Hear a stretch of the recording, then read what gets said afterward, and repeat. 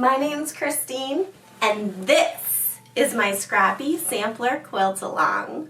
February's block of the month is Courthouse Steps with Cornerstones. This quilt block is jelly roll friendly, but you can use whatever fabric as long as you have 2.5-inch strips. While neutral colors, like the ones I used in my mock-up, work really well for this block, you can also use brighter colors like the block I'm making today, as long as you focus on creating that contrast through your color, volume, and value. A minimum of 4 fabrics is necessary to make this block look scrappy, but you can use up to 8 fabrics if you make all the different courthouse steps out of different colors. For my mock-up, I used light value fabrics for the courthouse steps and dark value fabrics for the cornerstones. Today I'll be swapping that and using dark value fabrics for the courthouse steps and a light value fabrics for the cornerstones. Picking fabrics for your cornerstones is kind of the key to this block because they need to contrast with the fabrics for your courthouse steps, but they also need to contrast with each other because you're going to make a 4-patch block in the center of your courthouse steps.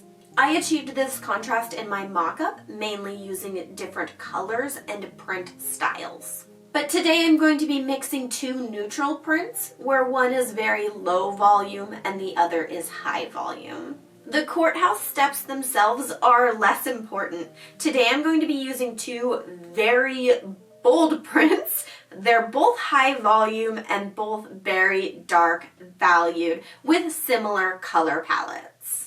But mixing in a high volume colorful print with relatively low volume neutral prints can help draw the eye to a specific fabric within your quilt block. I actually picked out different fabrics for this quilt block and changed them at the last minute, so we'll see how well these actually go together. Start by cutting your fabric into 2.5-inch wide strips. For the courthouse steps, you'll need to cut 8.5-inch long and 4.5-inch long strips. You will need 4 strips that are 4.5 inches long and 4 strips that are 8.5 inches long. I like to equally divide mine so I have 2 of each fabric.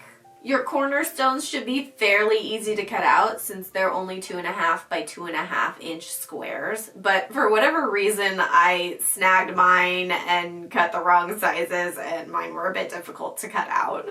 You will need 12 cornerstones altogether, preferably 6 in one fabric and 6 in another. Place your cornerstones into an X pattern with a 4-patch in the center.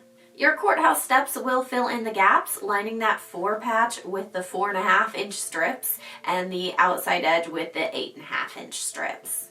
Feel free to play around with your fabric placement here to make it look even scrappier by turning your prints, flipping fabrics to the back side, and even make one corner butterfly heavy and one corner without. Take a picture to remember your placement and throw a black and white filter over the top to make sure you're still achieving that contrast that will make your quilt block pop. This quilt block works up log cabin style. Work up that 4-patch in the center by sewing them into 2 strips and then sewing the 2 strips together. Pick 2 opposite sets of courthouse steps to sew your cornerstones to each side. We quilt with a scant 1/4 inch seam allowance, which means slightly less than 1/4 inch. And it doesn't matter what way you press your seams, just make sure you press them. Then sew on the 4.5-inch courthouse steps. The 4.5-inch courthouse steps plus cornerstones. The 8.5-inch courthouse steps, and the 8.5-inch courthouse steps with cornerstones. And I pre-wash all my fabrics, so yes, I do use steam in my iron. All of the blocks in my scrappy quilt sampler square up to 12 by 12 inches. And that's how you make courthouse steps with cornerstones and a 4-patch block in the middle. It's so vibrant. It's so striking. And even when I put that black and white filter over the top, it looks so good with that contrast. I really nailed the contrast with these colors. Even the backside looks pretty cool because I flipped some of the patterns. So, oh, I love it. It came out so well. It's also pretty easy to make because it's all squares and rectangles. So if you like making Courthouse Steps quilt blocks, like the video, leave a comment down below. Let me know what color combinations you would want to make this quilt block out of. And hit the subscribe button if you haven't already, because this is the second block in my 12-month quilt block of the month scrappy sampler quilt-along. And as always, I thank you so much for watching my video. I'll see you all next time.